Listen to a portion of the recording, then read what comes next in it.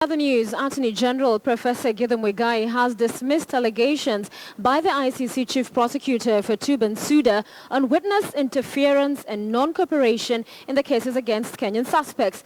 Muigai says the government gave the ICC prosecutor unlimited and unprecedented cooperation, including sharing minutes of the National Security Advisory Council and the National Intelligence Service on the 2007 post-election violence. Muigai added that the Kenyan government cannot take responsibility for the incompetence of the prosecutor's office.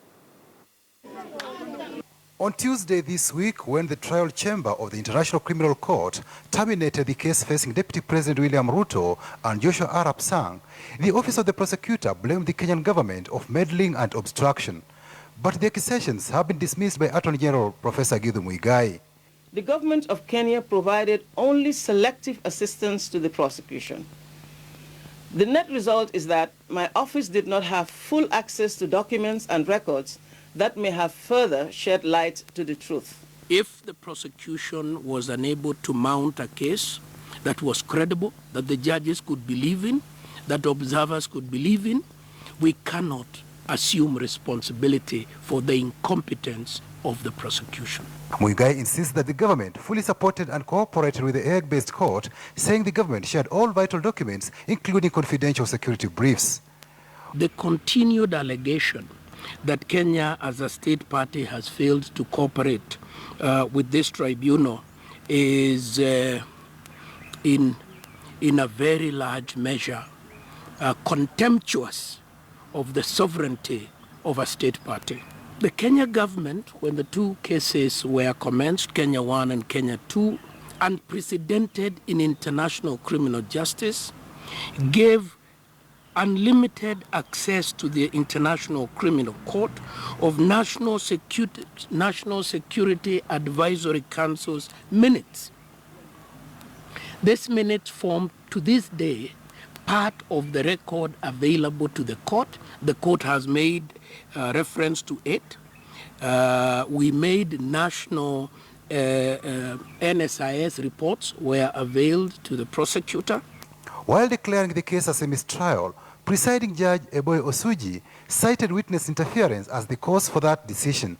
But according to the AG, that conclusion was misplaced.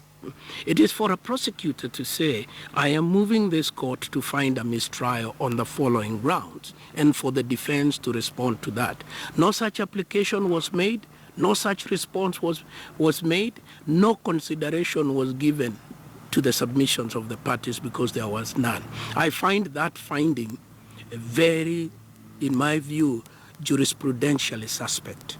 Fatou Bensouda wants the three Kenyans suspected of interfering with witnesses handed over to the Hague for obstructing administration of justice. I call on the authorities of the Republic of Kenya to surrender these three suspects to the court so their guilt or innocence of the charges against them may be determined in a trial. Ms. Bensouda knows that there is an order of the Court of Appeal of the Republic of Kenya stopping the government of the Republic of Kenya from arresting and transferring Mr. Brasa.